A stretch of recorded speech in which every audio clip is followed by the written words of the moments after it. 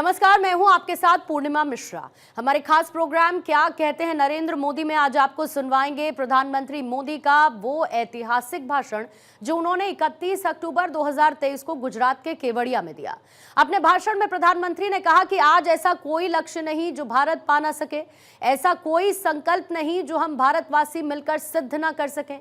और बीते 9 वर्षों में देश ने देखा कि जब सबका प्रयास होता है तो असंभव कुछ भी नहीं होता है। किसने सोचा था कि कभी कश्मीर आर्टिकल 370 से मुक्त भी हो सकता है, लेकिन आज कश्मीर और देश के बीच आर्टिकल 370 की वो दीवार गिर चुकी है। मेरे परिवारजनों, आने वाले 25 साल भारत के लिए इस शताब्दी के सबसे महत्वपूर्ण 25 साल है। इन 25 वर्षों में हमें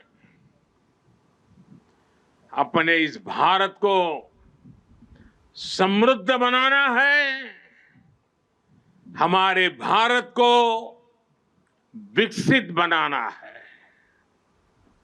आजादी के पहले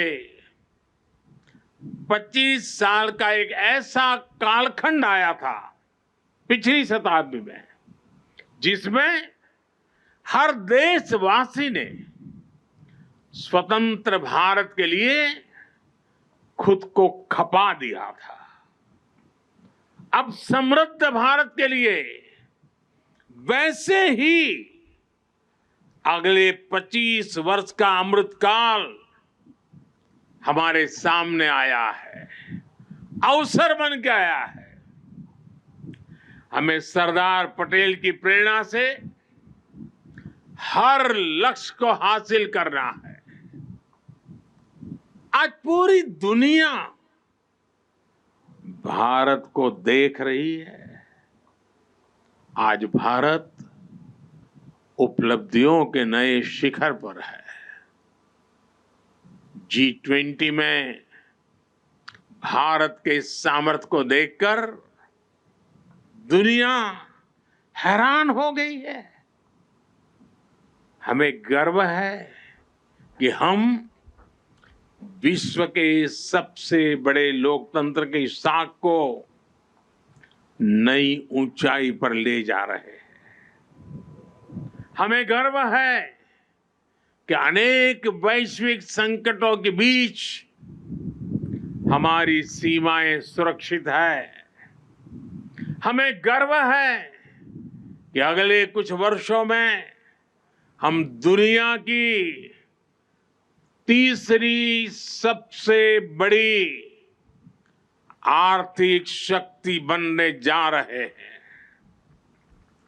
हमें गर्व है कि आज भारत चांद पर वहां पहुंचा है जहां दुनिया का कोई देश नहीं पहुंच पाया। हमें गर्व है कि आज भारत तेजस फाइटर प्लेन से लेकर INS विक्रांत तक खुद बना रहा है। हमें गर्व है कि आज भारत हमारे प्रोफेशनल्स दुनिया की अरबों खरबों डॉलर की कंपनियों को चला रहे हैं, नेतृत्व कर रहे हैं। हमें गर्व है कि आज दुनिया के बड़े बड़े स्पोर्ट्स इवेंट्स में तिरंगे की शान लगातार बढ़ रही है। हमें गर्व है कि देश के युवा बेटे बेटियां रिकॉर्ड संख्या में मेडल्स जीत रहे हैं। साथियों, इस अमृत काल में भारत ने गुलामी की मानसिकता को त्याग कर आगे बढ़ने का संकल्प लिया है। हम विकास भी कर रहे हैं और अपनी विरासत का संरक्षण भी कर रहे हैं। भारत ने अपनी नौसेना के ध्वज पर लगे गुलामी के निशान को हटा दिया है। गुलामी के दौर में बनाए गए जरूरी कानूनों को भी हटाया जा रहा है। आईपीसी की जगह भी भारतीय न्याय संहिता लाई जा रही है। इंडिया गेट पर जहां कभी विदेशी सत्ता के प्रतिनिधि की प्रतिमा थी, अब नेताजी सुभाष की प्रतिमा हमें प्रेरणा दे रही है। साथियों, आज ऐसा कोई लक्ष्य नहीं है जो भारत पा न सके, ऐसा कोई संकल्प नहीं है जो हम भारतवासी मिलकर सिद्ध ना कर सके। बीते 9 वर्षों में देश ने देखा है कि जब सबका प्रयास होता है तो असंभव कुछ भी नहीं होता है। किसने सोचा था कि कभी कश्मीर आर्टिकल 370 से मुक्त भी हो सकता है, लेकिन आज कश्मीर और देश के बीच आर्टिकल 370 की वो दीवार गिर चुकी है। सरदार साहब जहां भी होंगे सबसे ज्यादा प्रसन्नता अनुभव करते होंगे और हम सबको आशीर्वाद देते होंगे। आज कश्मीर के मेरे भाई बहन आतंकवाद के साए से बाहर आकर खुली हवा में सांस ले रहे हैं, देश के विकास में कदम से कदम मिलाकर चल रहे हैं। यहां जो मेरे एक तरफ सरदार सरोवर बांध है, वो भी 5-6 दशक से लटका हुआ था। सबके प्रयास से इस बांध का काम भी बीते कुछ ही वर्षों में पूरा हुआ है। साथियों, संकल्प से सिद्धि का एक बहुत बड़ा उदाहरण हमारा ये एकता नगर भी है। 10-15 वर्ष पहले किसी ने सोचा भी नहीं था कि केवड़िया इतना बदल जाएगा। आज एकता नगर की पहचान ग्लोबल ग्रीन सिटी के तौर पर हो रही है।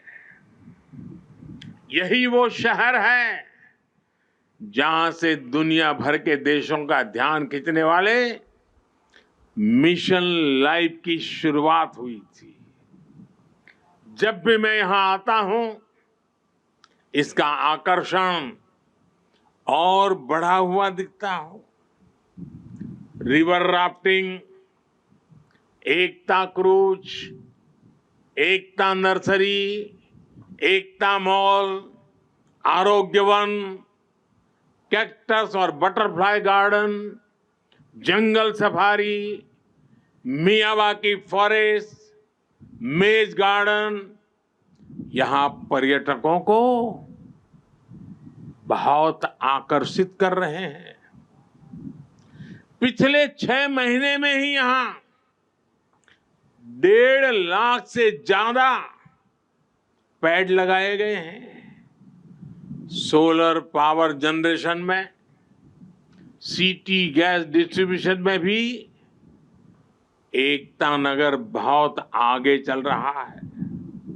आज यहां एक स्पेशल हेरिटेज ट्रेन का एक नया आकर्षण भी जुड़ने जा रहा है। एकता नगर स्टेशन और अहमदाबाद के बीच चलने वाली इस ट्रेन में हमारी विरासत की झलक भी है और आधुनिक सुविधाएं भी है। इसके इंजन को स्टीम इंजन का लुक दिया गया है, लेकिन ये चलेगी बिजली से। एकता नगर में इको फ्रेंडली ट्रांसपोर्ट की व्यवस्था भी की गई है। अब यहां पर्यटकों को ई बस, ई गोल्फ कार्ट और ई साइकिल के साथ पब्लिक बाइक शेयरिंग सिस्टम की सुविधा भी मिलेगी। पिछले 5 वर्षों में 1.5 करोड़ से ज्यादा पर्यटक यहां आ चुके हैं और ये संख्या निरंतर बढ़ती जा रही है। इसका बहुत बड़ा लाभ यहां के हमारे आदिवासी भाई बहनों को हो रहा है। उन्हें रोजगार के नए साधन मिल रहे हैं। साथियों, आज पूरा विश्व भारत के संकल्प की दृढ़ता को, भारतवासियों के पौरुष और प्रखरता को, भारतीय जनशक्ति की जिजीविषा को आदर और विश्वास से देख रहा है। भारत की अविश्वसनीय, अतुलनीय यात्रा आज हर किसी के लिए प्रेरणा का केंद्र बन चुकी है। लेकिन मेरे प्यारे देशवासियों, हमें कुछ बातों को कभी भी भूलना नहीं है, उसको सदा सर्वदा याद भी रखना है। मैं आज राष्ट्रीय एकता दिवस पर प्रत्येक देशवासी से इस बारे में मेरे मन के भाव आज उनके सामने मैं प्रकट करना चाहता हूं। आज पूरी दुनिया में उथल पुथल मची हुई है।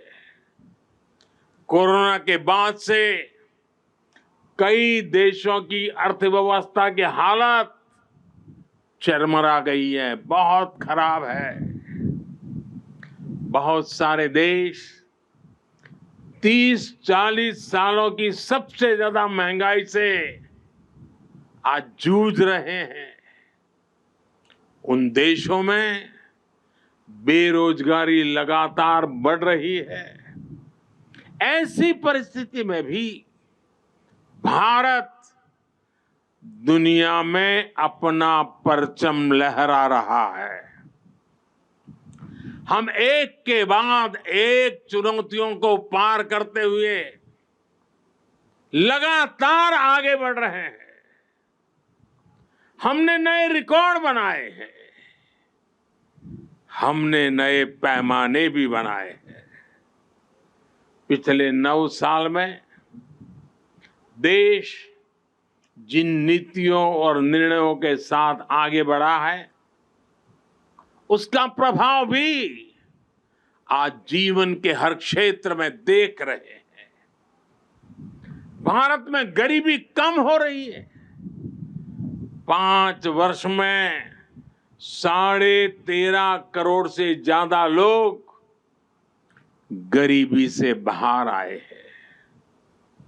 हमें विश्वास मिला है कि हम देश से गरीबी को खत्म कर सकते हैं और हमें इसी दिशा में निरंतर आगे बढ़ते ही रहना है। और इसलिए प्रत्येक भारतवासी के लिए ये समय बहुत महत्वपूर्ण है। किसी को भी ऐसा कोई काम नहीं करना है जिससे देश की स्थिरता पर आंच आए।